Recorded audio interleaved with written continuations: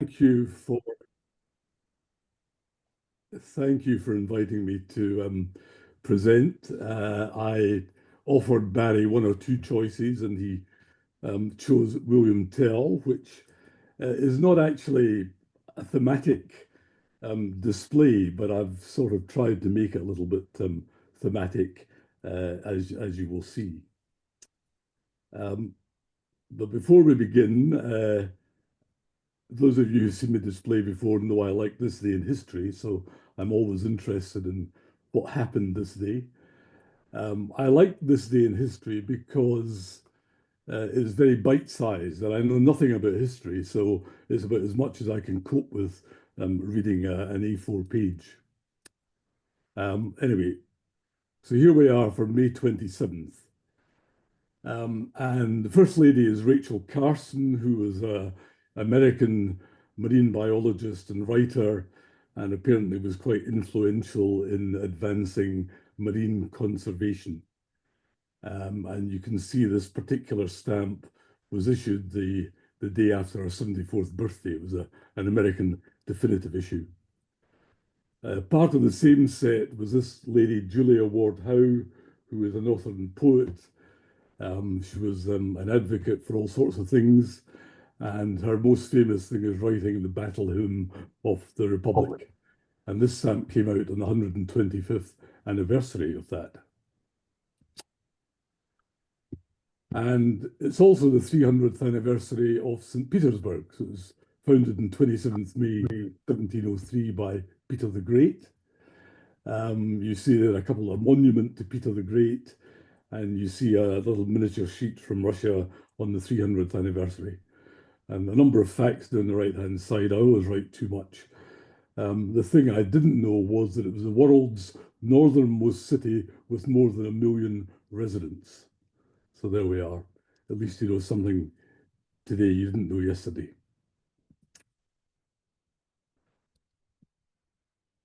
So on to the main event, which of course might never have happened. But even if it is true, there are no guarantees in life, and there could have been a rather different ending. So I thought you might like this little cartoon from the Sunday Times 3 or 4 years ago.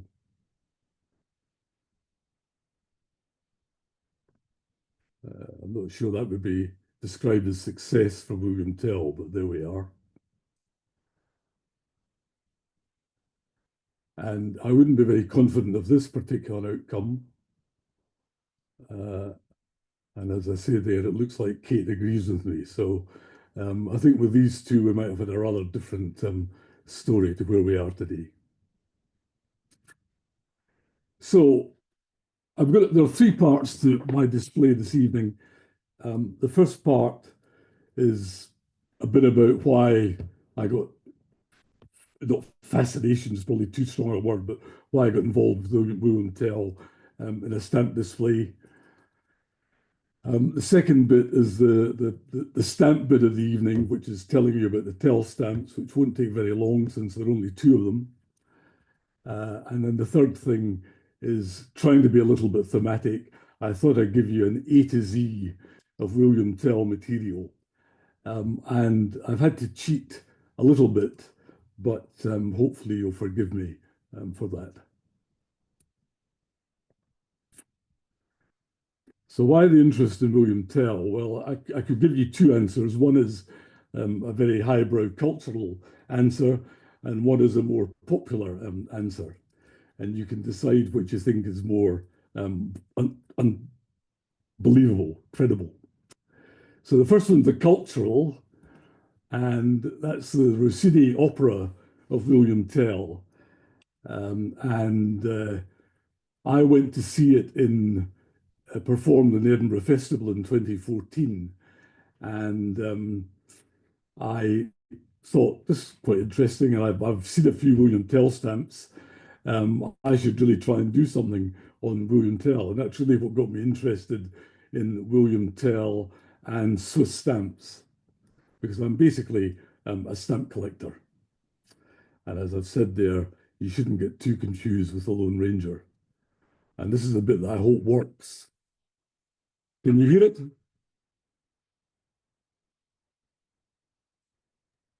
Unfortunately, no.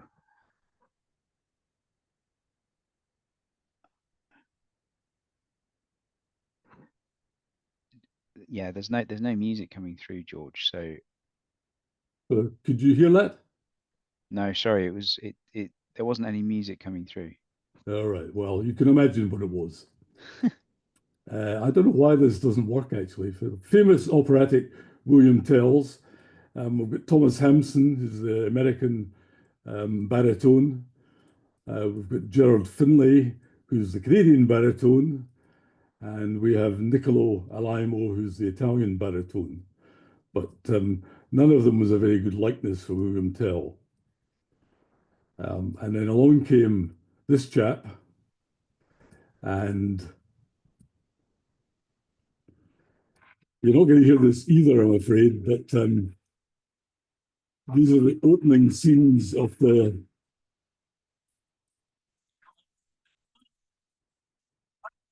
Oh, well, what a day when the apple fell. Oh, from one side, down, for the tyrant's right, and it won't be all and down they go. It's so hurry on, the vengeance fell, hurry on, there's a move as well, we'll escape from the jaws of hell. It's all right.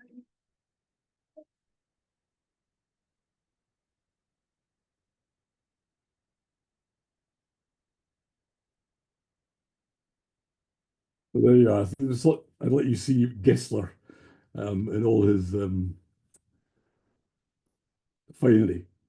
So uh, this is William Tell, Conrad Phillips.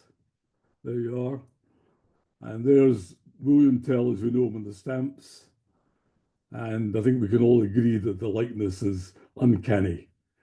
So I don't know how they managed to do that, but there we are. Anyway, that was the background that made me think that it'd be fun to collect some William Tell stamps. And to put William Tell in context, you can see there Switzerland was a very early adopter of the postage stamp. I think it would have been third if we're allowed to count the canton issues of Zurich. But the Federation was formed in 1850 and they issued the first set of stamps with the coat of arms, including the rayons, so-called rayons. We then had the Struble issues, or the imperforate sitting Helvetia. We then had the perforate seated Helvetia. We then had cross and numerals. And we then had standing Helvetia. They weren't very imaginative in Switzerland with their issues. And then from the period 1907 to 1933, we had various variations, I suppose, on Helvetia, as you can see there. And then you can see Tellboy and William Tell, the son, the father, and then the shield stamps. And that really was all they issued up until about 1930, the one or two mountain stamps for high values. So that's the monument to William Tell and his son Walter. I'm sure you all remember that was his name. And that's in Altdorf, where William Tell wasn't born, because of course he didn't ever exist. But had he existed, he would have been born in Altdorf, and that's where they've got the museum to William Tell and this famous monument.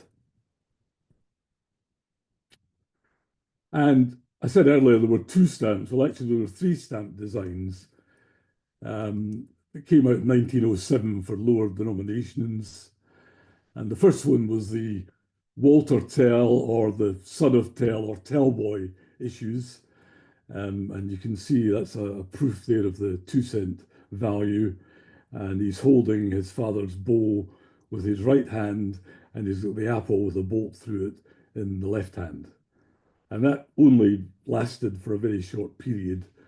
And they produced this modified design in 1911. And this time we see Walter standing on a platform. And they've also modified the frame and the descriptions. And then the third one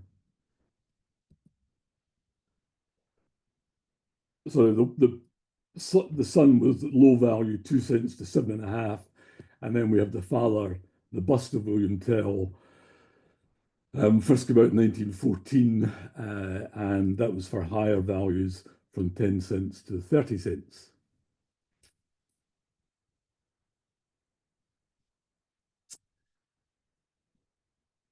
So there are some variations in design. So if you look on the left-hand side, that you can clearly see with the red arrow that the bow cord is in front of the stock of the bow. And if you compare that with the Type 2, you can see that the cord is behind the stock. And you can see the letters don't have any pronounced serifs.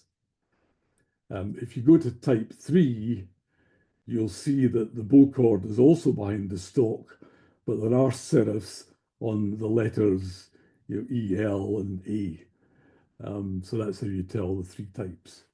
And Type 3 tends to be the least common of the three.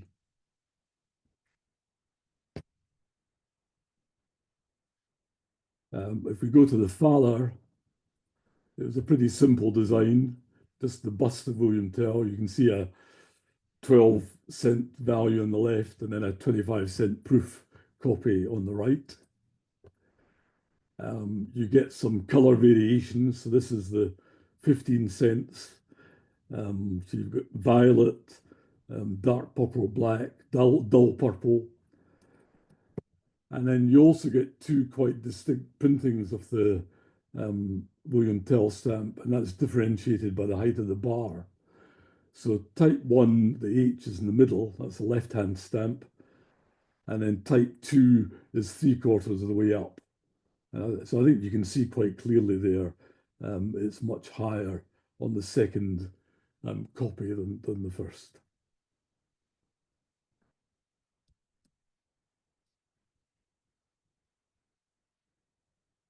And then in what was maybe a final appearance for William Tell on Swiss stamps, in 1941, they produced a set of definitives on historical subjects, and William Tell was the 60-cent value. Not a very particularly attractive stamp, I have to say, but there we are. And then later, it was issued with an official overprint a year later, 1942. And I'm pretty sure there haven't been any William Tell stamps since then from Switzerland.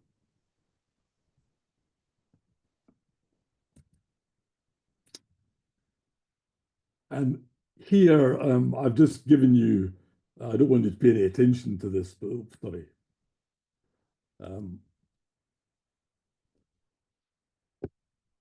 But it was just to let you see the range of values, the number of times they change value, they change color.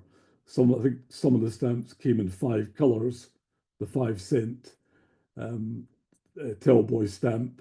There were provisional issues, as you see in the middle, and then there were quite a number of issues for the William Tell stamps.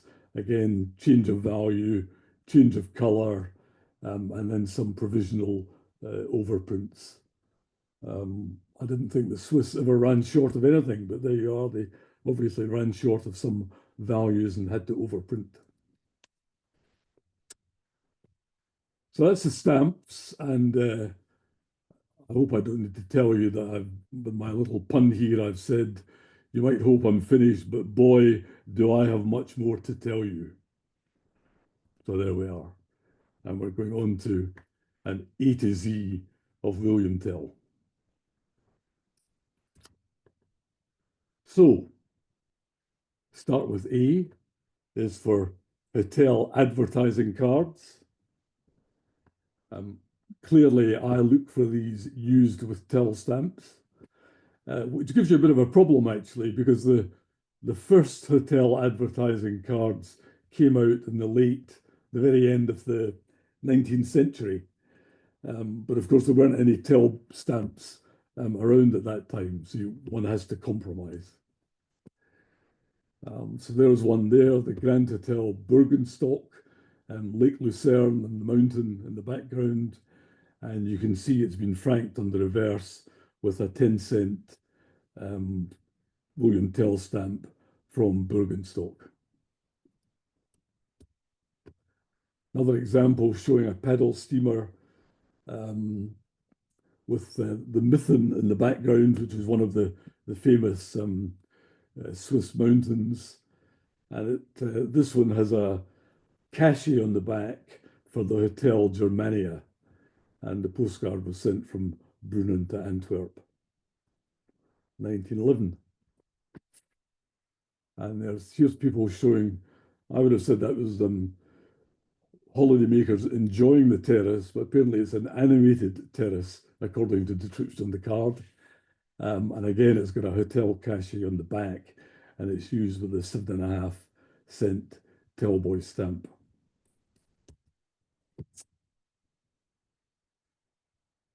B is for booklets. And booklet sheets, which produce different combinations. So here's a booklet here, which includes 4 panes of the 2-cent Tellboy stamp. Here are some booklet stamps used on cover. And on the right-hand side here, you can see a complete sheet, which was used to make the booklet. So the reason for the construct is you've got blocks of 6 on the left, blocks of 6 in the middle, and then blocks of 6 on the right, which are obviously upside down. So you've got a margin in each, so you can put them into the booklet. And you can see there, at the top we've got 2 say 10 pairs. We then have in the middle, down at the bottom right, we've got a tête bêche pair, and then in the middle we've got pairs with gutters, and we'll come back to each of these later. The other thing about the Swiss was they really did like these first flight covers. I mean, I can't tell you how many first flight covers there are, and there are probably an awful lot of first flight covers from Lausanne to Bern on different dates, but anyway, there we have it. They were very keen on their first flight covers. C is for multicolored frankings. And here is a 5-colored franking. So count them if you like, but I think there are five different colors there. And it's totaling 65 cents, which is the correct postage for a second weight step, going from St. Gallen to Meran in Austria, where it was apparently rejected by the censor and sent back. It's got a St. Gallen back stamp for the 29th of December, having been sent out originally on the 16th. As I just discovered with my thematic exhibit, the judges are very hot that these frankings are correct. And if you dare put in a 5-color franking that isn't a correct rate, you're in serious trouble, as I was. Anyway, never mind. Dienstmarken. So one of my cheats is occasionally to use the French or German word, which is obviously used in the catalogue. And when I pronounce any German word completely incorrectly, I'm afraid I have no German or French. So my language skills are about as good as my philatelic skills. So Dienstmarken were stamps for official purposes. And the first example here is an overprint for an industrial operation that they set up after the First World War, effectively for the regeneration of Switzerland. And as I said there, strangely, these are more expensive used than mint. Now, they're overprints, so there must be wrinkles in them, aren't there? So there's always wrinkles. And here we have a wrinkle here. So the left-hand stamp has got thin printing, and the right-hand stamp is much thicker printing. So there are these two distinct styles, the thin overprint and the thick overprint. We then had you saw this one stamp earlier, the overprint official, which is for the federal government. You've then got this for the International Bureau of Education. But as I said to Maureen, although there are stamps for the World Trade Organization, there aren't any William Tell stamps for that. But there are these overprints for the Society of Nations, which of course was the precursor to the United Nations. But by the time they actually were called the United Nations, there were no longer any William Tell stamps. So you can see National Uni on the overprint on the technology stamp on the right, which were the definitives at the time United Nations was set up. But of course, what this does is, I mean, initially my interest was in collecting the William Tell overprints, but of course you then realize there are all these other bodies like the World Trade Organization, like the International Olympic Committee, which issued stamps. You go down that cul-de-sac as well. So before you know where you are, yeah, well, never mind. We've all been there. E is for express letter. So here's one, did everything. It's the first flight from Lausanne to Bern. It was sent registered, it was sent express mail, it was sent by airmail. They did everything. And the nice thing is that they've got a couple of Tetbesh pairs of the 20-cent William Tell, and you've got a pair of the Sun and William Tell on the left-hand side. And you've got an airmail stamp just as an add-on on the right. And you can see it back stamped on arrival. So, I mean, there are lots of these covers.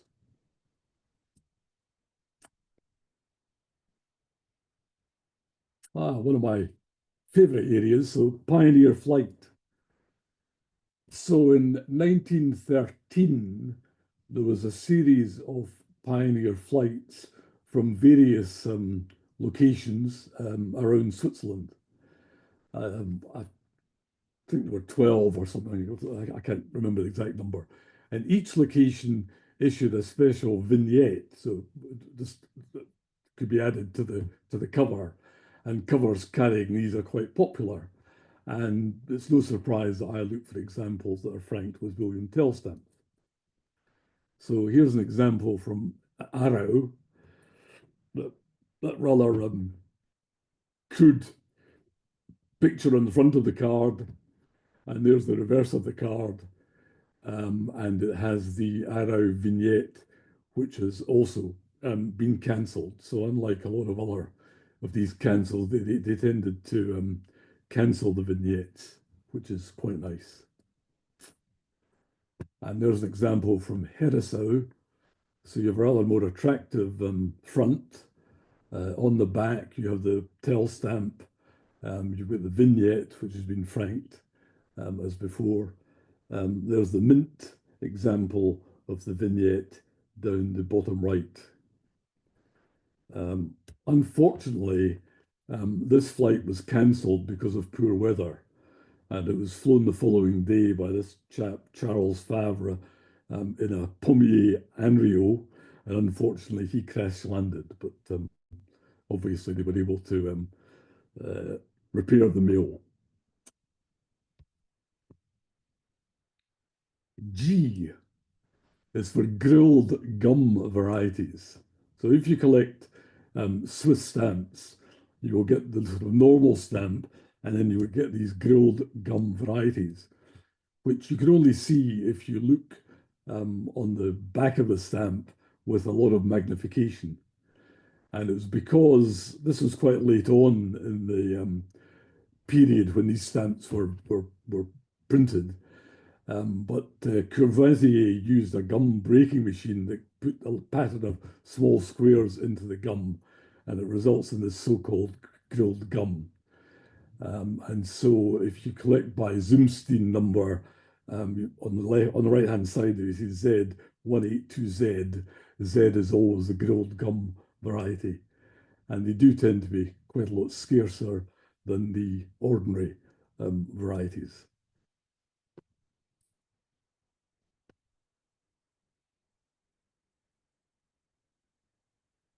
H, well, that's for obviously for Mother Helvetia, protecting her children.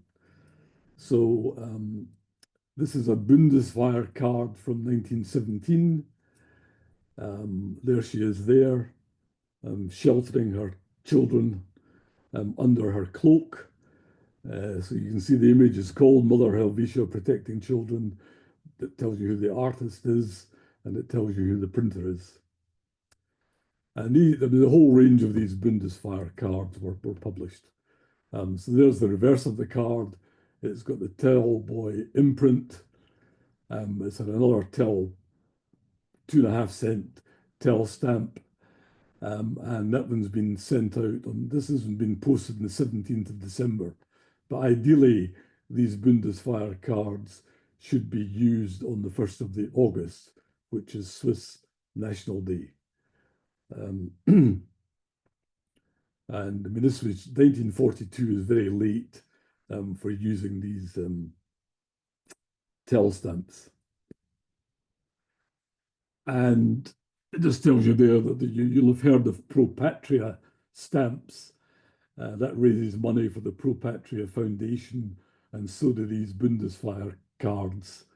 And generally, they feature illustrations by Swiss artists, and they have a surcharge, which obviously goes towards the charitable foundation. And they've got various designs, historical events, patriotic scenes, and other subjects. Flag waving was a very popular one. The Swiss like to wave their flag at any opportunity.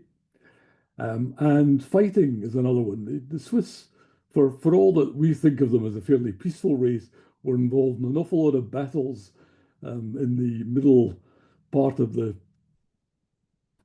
15, 16, 1700s. And some of these are also marked on these cards. So Mother Helvetia is again a picture that you see quite often on Swiss cards. I is for illegal use on cover. And if you look at that cover, you think probably it looks okay. But if you look more closely at it, as I've tried to blow the stamps up, you'll see that they're overprinted Bella Secula Lucerne. And if you didn't know, Bella Secula was a stamp dealer, and he got up to lots of nefarious things. And I think he was eventually jailed for something. But anyway, he did lots of things like this, so overprinting stamps, sending them, and obviously these ones went through normally. And this was the cover was sent to Kent in the USA, Tunbridge, Kent in the USA, but somebody changed it to in time to England, so it didn't go off scent. And it was marked insufficiency in address, probably intentionally, and was presumably then returned to Mr. Secula, who could then sell it through his business.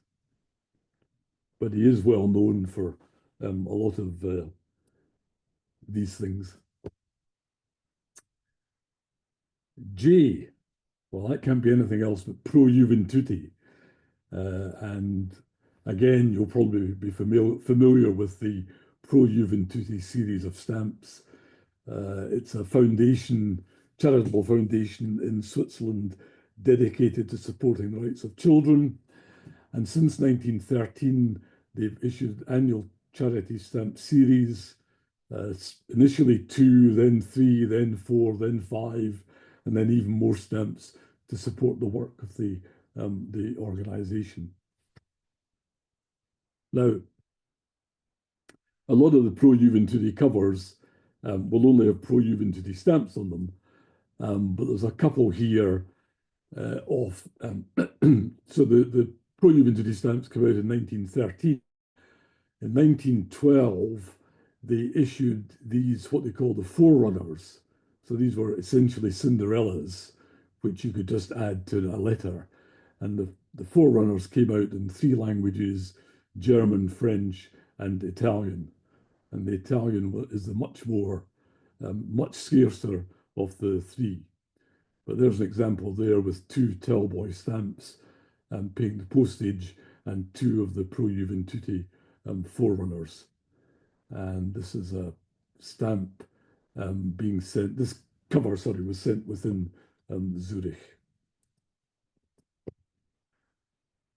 And there's a second example there, giving you a Happy New Year card, again franked with two Tellboy stamps, and again with two of the forerunners, this time one of the German one and the French one. And a year later, the first Pro Juventudi stamps came out and came out every year thereafter, and are still being produced, I think. Still being, yes, they are still issuing sets.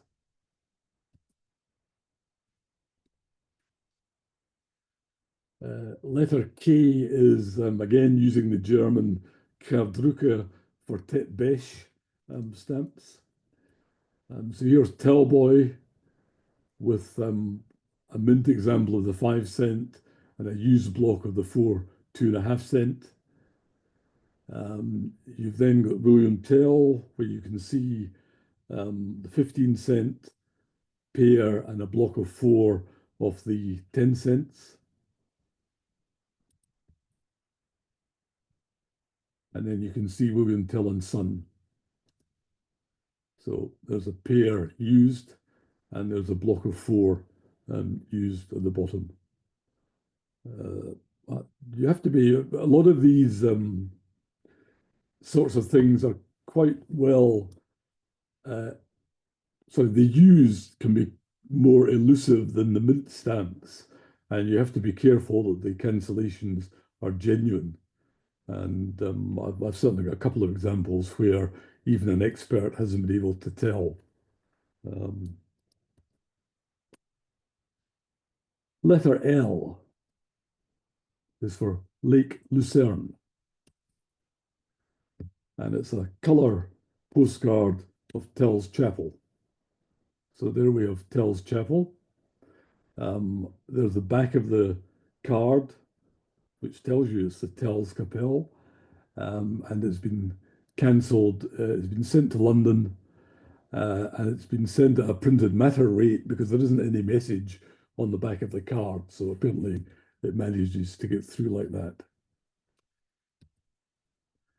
And there is Tell's Chapel on a stamp, Pro Patria stamp that came out in 1941. So what is the significance of Tell's Chapel? Well, you remember the story. So let's take you back to the story of William Tell. You had to doff your hat to the hat, which was on a stake as you entered the town. If you didn't do so, you were hauled up in front of Gessler.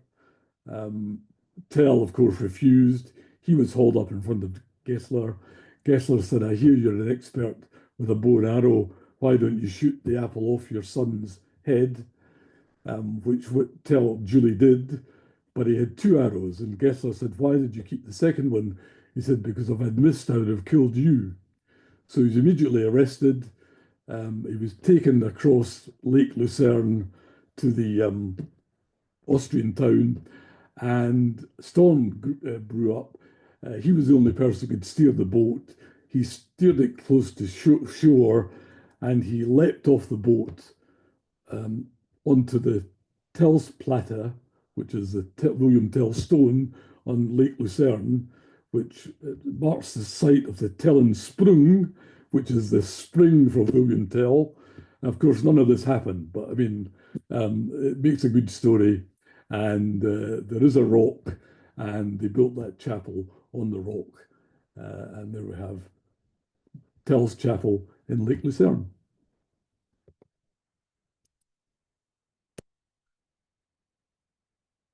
Flights, I've told you they like memorial flights for everything.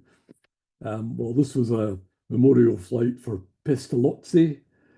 Pestalozzi was a Swedish pedagogue and educational reformer who exemplified Romanticism in his approach. Very well known figure in Switzerland, and he does feature on a number of stamps. But this was a special flight a special flight in 1927 to celebrate the centenary of his death. And you can see it's got all sorts of things going on, including bottom right, a Pro Juventute stamp, but up top, you've got a pair of 20-cent Tell imprints in the envelope. So it's an official postal stationery envelope that's been overprinted for the Pestalozzi flight. Nice triangular airmail vignette and registered, and so it ticks all the boxes. And apparently there were only 200 of these, so they are relatively scarce.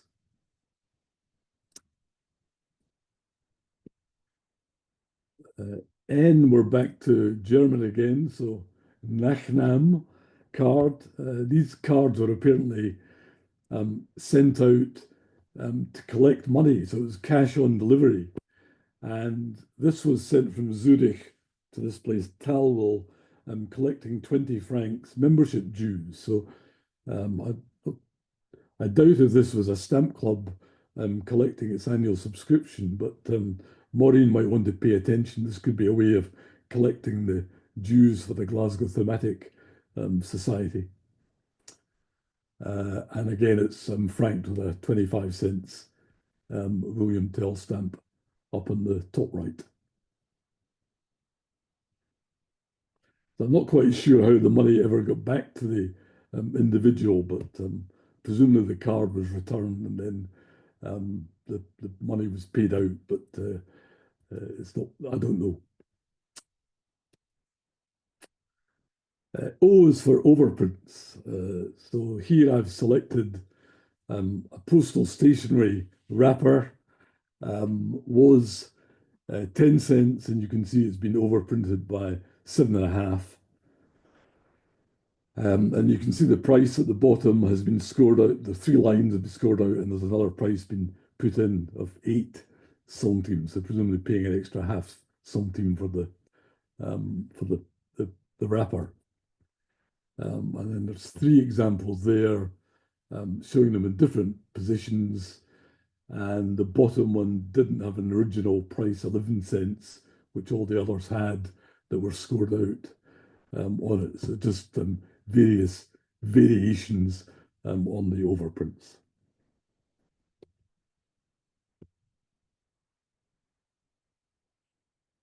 P is for parfum. I quite like these. So there's an example there. You've got a 20-cent William Tell with a B overprint. It's for a B for bank, I suppose. There's an alternative parfum for this particular bank. It was a Swiss, well, it shows you there what it was. It's now Swiss Bank Corporation, which of course, yeah, now Swiss Bank Corporation. There's a couple of other examples, fancier examples. The top one is the UBS, Union de Banque Suisse, and the bottom one, 3 circles, is Credit Suisse, 3 ovals. And you can see there that UBS actually took over Credit Suisse in a couple of years ago, and it's now it's now the largest bank in Switzerland and the second largest in the world, certainly at that time. So again, it's quite fun to collect these on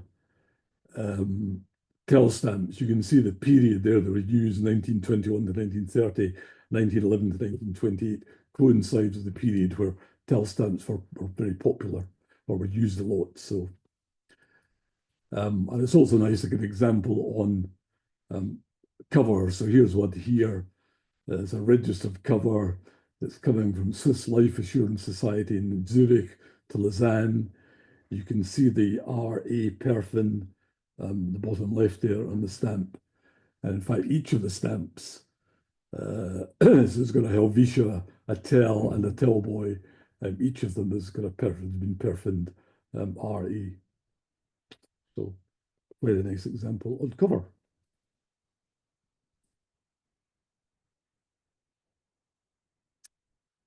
No, I had to cheat here. I mean, I've modestly cheated so far, but here I was really struggling. I couldn't find anything for Q, so I've taken the Q out of square. Rather pathetic. So here's a first example here. This is for the Vaud Choir Festival. It's got a picture of Cathedral Square. It's been sent to Lausanne, and it's got a 10-cent tell franked with a special cancellation for the festival. Fête cantonale des chanteurs vaudois, 16th of May, 1925.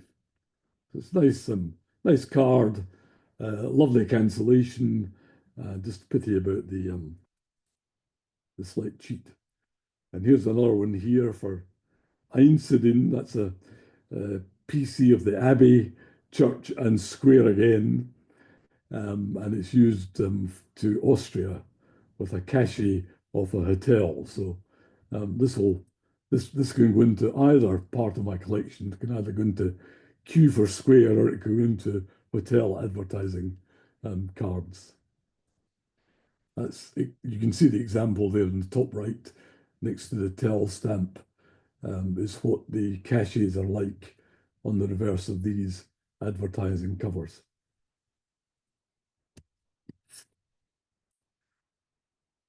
I'm starting to run out of time, but as you'll know, we're quite near the end of the alphabet. So R is for Railway TPO. And here we have another Bundeswehr card, but this one has been sent on the train 119 TPO cancellation.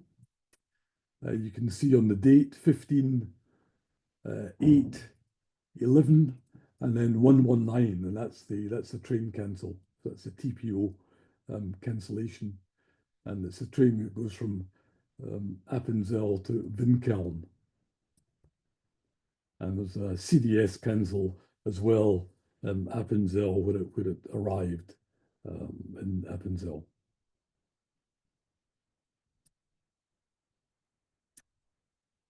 S is for Sétenon, so two different stamps tied together. So you can either have vertical combinations, as we can see with the two William Tell stamps, sorry, horizontal William Tell stamps, or you can be vertical, as you can see with the two examples of Tell Boy and William Tell. Now, I would have thought these actually are two different because of two different stamps, but I would have thought that the vertical pairs could be collected in two different formats, depending which stamp was in the top. But in fact, the Swiss don't seem to bother with that. They only have the one pair. And then the Sétenon, you sometimes can get two for the price of one. So there's a 15 and 10 cents horizontal pair on the top, and the left-hand side, a 15 and 10 vertical pair. So you get two examples there. And then there's another two examples, the two top ones forming Z10 and the right-hand pair, Tell Boy and Father Z11, which is the catalogue numbers.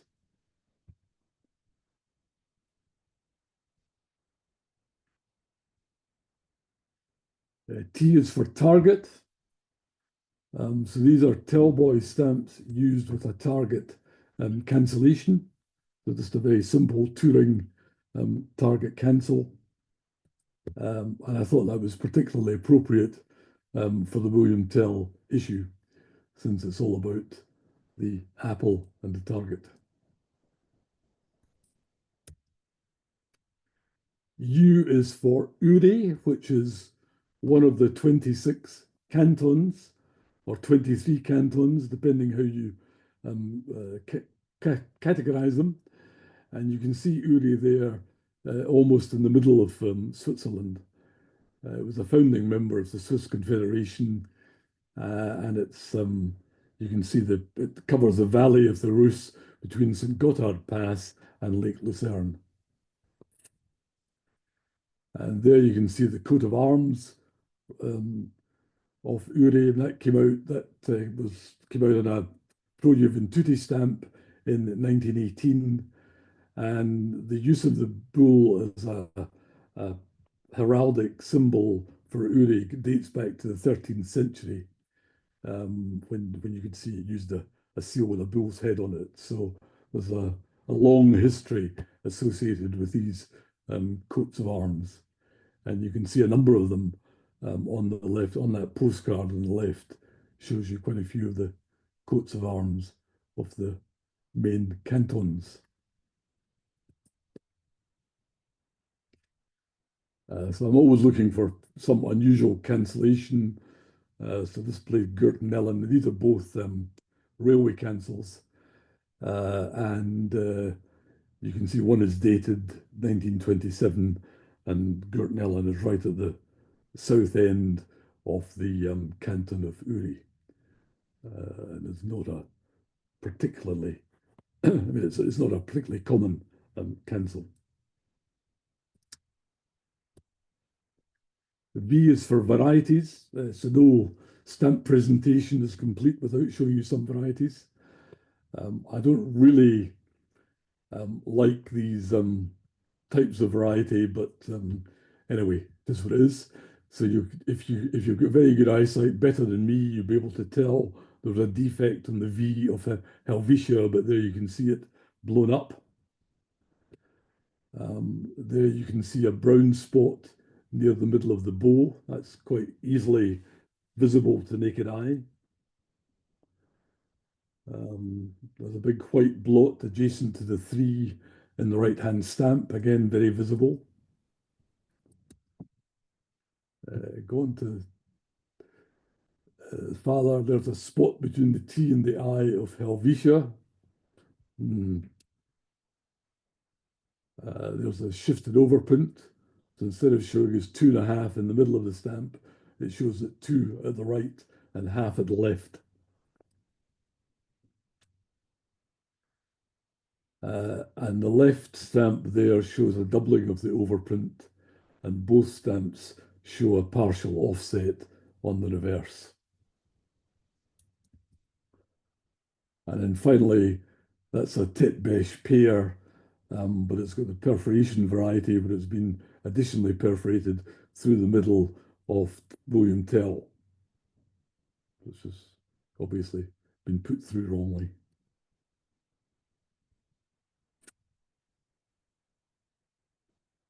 W is for postal stationery wrapper.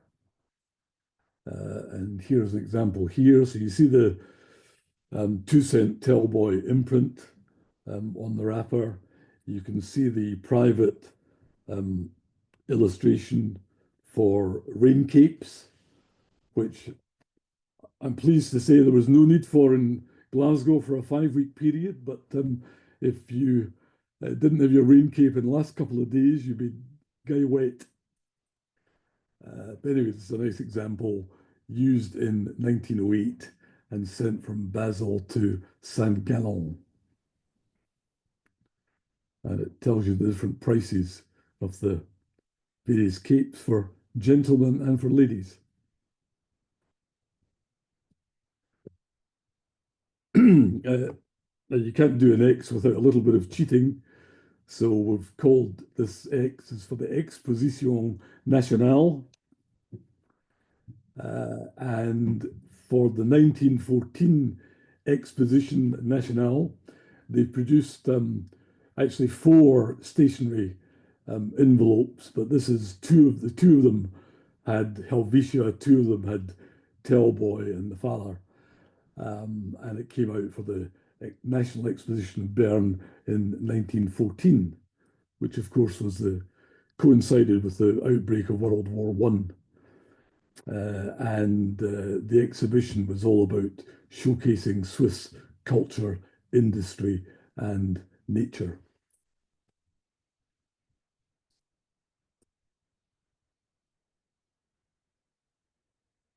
Y is for youth. So there again is another Bundeswehr card. You've got a Tetbesh pair, which actually wasn't required. The 40 cents would have done on the card, being sent to Paris. And it's showing children at a bonfire. So that's the youth collection. And that's another 2 Tetbesh pairs. The Tellboy stamp on the left, and then the Appenzeller boy on the right, which was one of the first, about the third or fourth Pro Juventuti set that came out. So again, maintaining the Tell theme and the youth theme. And this registered cover, was sent within Zurich and overpays 1 cent of the postage. And then finally, he said, look at his watch. Z is for pairs avec pont, so gutter pairs as we call them, or pair mit Zwistensteg. Oh dear. So you can have gutters with holes. So there's a tell boy, and there's tell. You get large holes and small holes as well. So you get variety in the size of hole. And there's 2 different stamps, 10 cent and a 15 cent. And then you get gutters without holes, where they've got the perforation down the middle. So there's Tellboy again, 2 tells, and then a gutter pair of Tell and Tellboy. And if that cancellation, wavy line cancellation is genuine, that's quite an expensive pair. So what I've tried to show here is that although there are only, let me go back to the start, 2 stamps, there are an awful lot of cul-de-sacs that you can go down. And in my normal way, I've managed to go down most of them. And I've shown you examples of these tonight. And I'll just leave you with a final cartoon which sums up the display.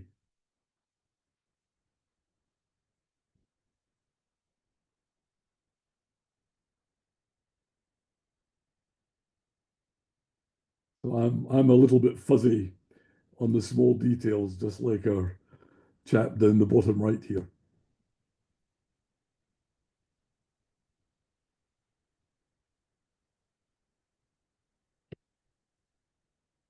And thank you for your interest. Thank you, George. And I'll stop doing. Guessing John's going to switch on the audios. Is that right, John?